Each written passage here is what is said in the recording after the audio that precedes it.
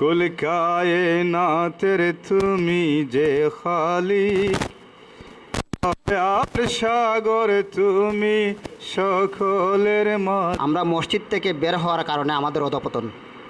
যখন আবার আমরা মসজিদ কেন্দ্রিক শিক্ষা ব্যবস্থাকে চালু করব, তখনই আমাদের সমাজে শান্তি সম্প্রীতি সব কিছু চলে আসবে।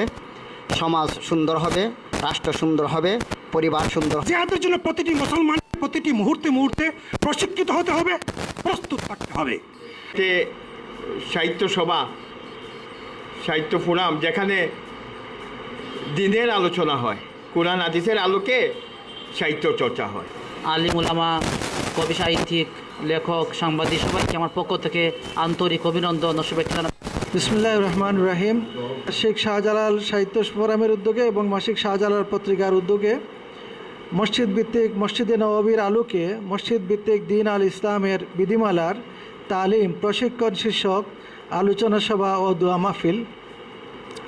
আমি মূল প্রবন্ধের মূল বিষয়টি আপনাদের সামনে তুলে ধরতেছি যে আমরা মসজিদে যদি দ্বীন আল ইসলামের তালিম দিতে পারি, আল্লাহ রসুল যেভাবে মসজিদে নববী তালিম দিয়েছিলেন যে দ্বীন আল ইসলামের যে মৌলিক বিধিমালাগুলা ফরজ, ওয়াজিব, সুন্নত, নফল, বিশেষ করে ফরজ ইমানের বিধিমালা, ফরজ সালাত বিধিমালা, ফরজ সাওম বিধিমালা, ফরজ জাকাত বিধিমালা, ফরজ হজ বিধিমালা, তাহলে ইনশাআল্লাহ আমাদের মসজিদে যারা মুসল্লিরা আসেন ওনারা ফরজ বিষয়গুলো জানবেন, ওয়াজিব বিষয়গুলো জানবেন এবং সুন্নত নফল বিষয়গুলো জানবেন।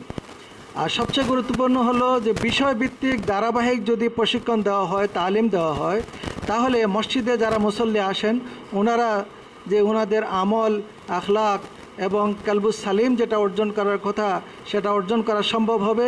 একজন মুমিন মুসলমান হিসেবে আমরা প্রতিষ্ঠিত হতে পারবো।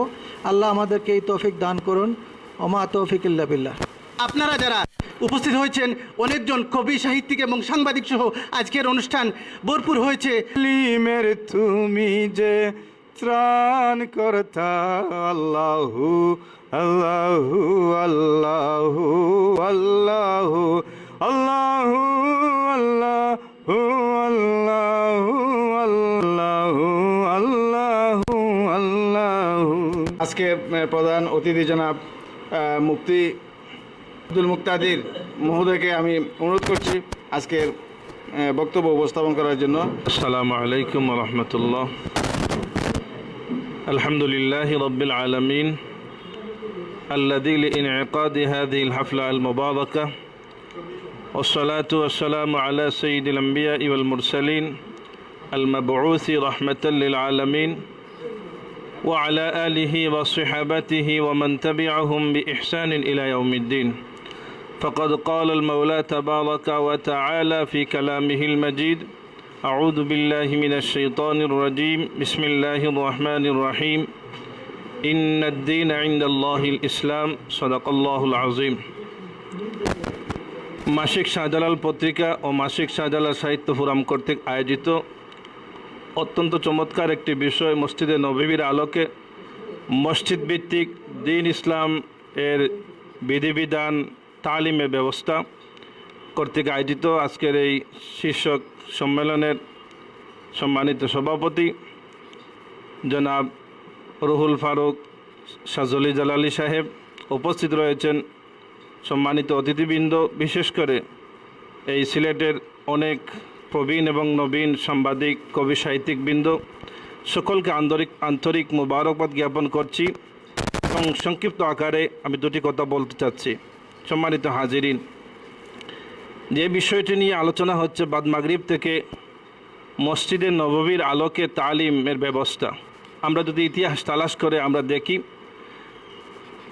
রাসূল মকবুল সাল্লাল্লাহু আলাইহি ওয়াসাল্লামের জিন্দেগি শুরু হয়েছিল কিভাবে এবং আল্লাহর হাবিবের এই শিক্ষা ব্যবস্থার এরপর থেকে সাহাবায়ে কেরাম, তাবিন, তবে তাবিন, এভাবে ওলামায়ে কেরাম যুগে যুগে যারা এসেছেন, এমনকি যেই জায়গায় বসে আছি আমাদের সিলেটের সম্রাট হযরত শাহজালাল ইয়ামানী রহমতুল্লাহ আলাইহি, এদের তরিকা এবং এদের পদ্ধতিটা কেমন ছিল, এটা কিন্তু নিঃসন্দেহে মসজিদ ভিত্তিক ছিল।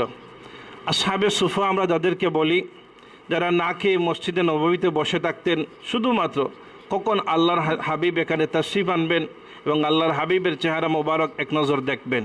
এদের কাজ ছিলই যখন আল্লাহর হাবিব আসবেন তারা দেখা পায় এবং আল্লাহর হাবিবের জবান থেকে যা বের হয় তারা শুনতে পায়।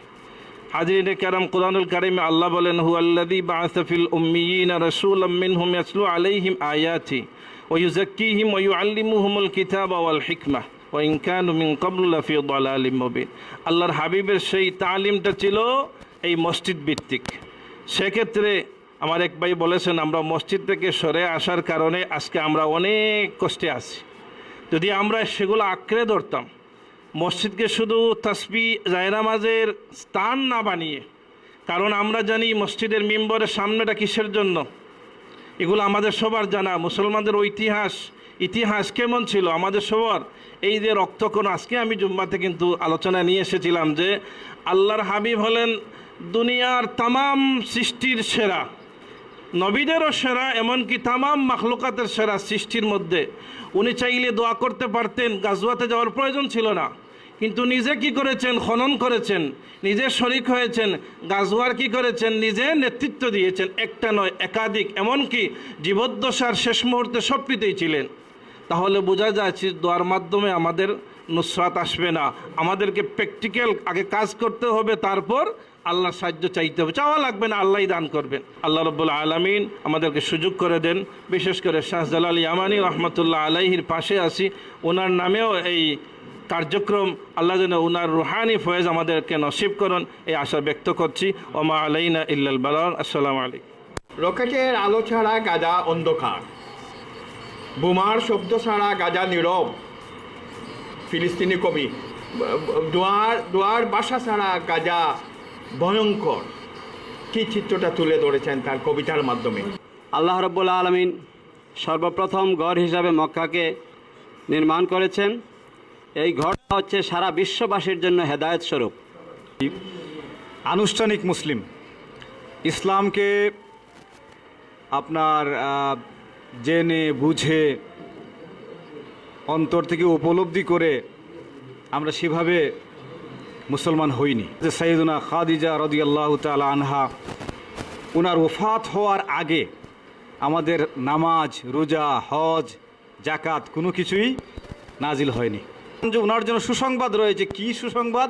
যে আল্লাহ রাব্বুল আলামিন তার জন্য জান্নাতে একটা মহল বানিয়ে দিয়েছেন। সুবহানাল্লাহ। আমাদের নবী করিম সাল্লাল্লাহু আলাইহি সাল্লামকে কীভাবে আমাদেরকে দিক নির্দেশনা দিবেন, এই আমাদের জন্য একটা নিয়ামত হিসেবে পাঠিয়েছেন।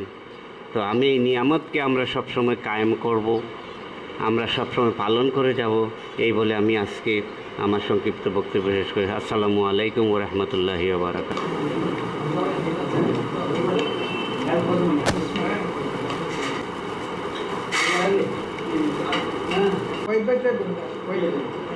ব্যবস্থা যাতে চালু হয়, আল্লাহ তোমার গায়েব থেকে তুমি সাহায্য করো।